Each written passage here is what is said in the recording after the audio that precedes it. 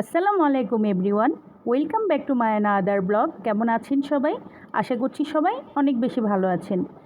আমরা গতকালকে রাত্রে কক্সবাজার থেকে বাসায় ফিরেছি। তো আস্তে আস্তে আমাদের প্রায় রাত 11টা বেজে গিয়েছে। আমরা প্রায় দীর্ঘ 9 থেকে 10 ঘন্টা হবে আমরা জার্নি করেছি। খুব টায়ার্ড ছিলাম, এসেই যার যার মতো শুয়ে পড়েছিলাম, ঘুমিয়ে গিয়েছিলাম। তো সকালবেলা উঠেই দৈনন্দিন কাজ শুরু। এদিকে বাসায় বেশ কিছুদিন না থাকার কারণে ঘরবাড়ি একদম ধুলায় ময়লা হয়ে গেছে। তো এগুলো একটু পরিষ্কার করে নিচ্ছি। তো আমি প্রত্যেকটা ফার্নিচার ধুলোগুলো কাপড়ের সাহায্যে মুছে নিলাম। আর এদিকে বিছানাটাও সুন্দর মতো ঝেড়ে ফার্নিচারগুলো মুছে নিয়ে তারপরে আমি ঘরটাকে সুন্দর মতো ঝাড়ু দিয়ে ক্লিন করে নিচ্ছি। কক্সবাজার থেকে আসার সময় কিছু আচার কিনে নিয়ে এসেছিলাম আর কিছু চকলেট এনেছিলাম।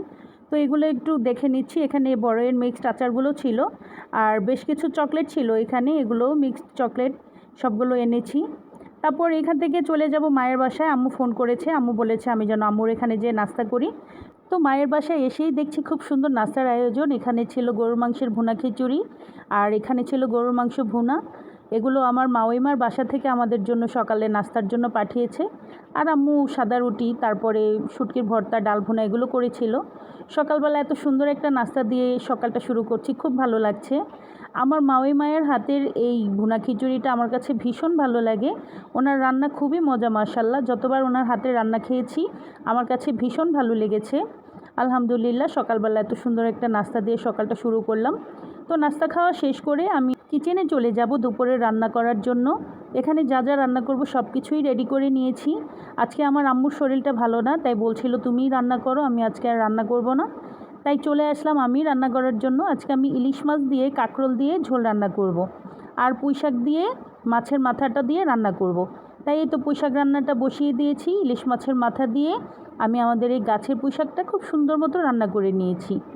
আর এই দিকে মাছ ভাজা তেলটার ভেতরে কাঁকরোল এবং আলুটাকে একটু ভেজে নিচ্ছি। এভাবে করে পটল তরকারি অথবা কাঁকরোল তরকারি একটু ভেজে নিলে তেলের মধ্যে খাবারটা খেতে একটু বেশি ভালো লাগে।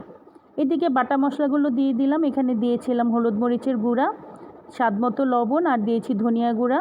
দিয়ে মশলার সাথে একটু কিছুক্ষণ কষিয়ে নিচ্ছি। কষানো হয়ে যাওয়ার পরে পরিমাণ মতো ঝোল দিয়ে দিয়েছিলাম। তারপরে এই তো মাছ ভাজাগুলো দিয়ে আমি আমার তরকারি রান্নাটাও শেষ করে নিয়েছি। এগুলো দিয়ে দুপুরে খাওয়া দাওয়া করেছিলাম, করে তারপরে একটা শান্তির ঘুম দিয়েছি বিকালবেলা। তারপর ঘুম থেকে উঠে দেখছি আম্মু কাঁঠাল আনিয়েছে। তো কাঁঠাল দিয়ে মুড়ি দিয়ে খাচ্ছি, আলহামদুলিল্লাহ ভালোই লাগছিল। তো আমার ভিডিওটা আজকে এই পর্যন্তই ছিল। সবাই ভালো থাকবেন। আর আমার ভিডিওটি যদি আপনাদের কাছে ভালো লেগে থাকে তাহলে লাইক, কমেন্ট, শেয়ার করতে ভুলবেন না। আর আমার রেগুলার ভিডিওগুলো পাওয়ার জন্য আপনারা আমার ফেসবুক পেজটিকে ফলো করবেন। আর যারা ইউটিউব চ্যানেল থেকে দেখছেন তারা আমার চ্যানেলটিকে সাবস্ক্রাইব করবেন। দেখা হচ্ছে আপনাদের সাথে নেক্সট কোনো ভিডিওতে। আল্লাহ হাফিজ।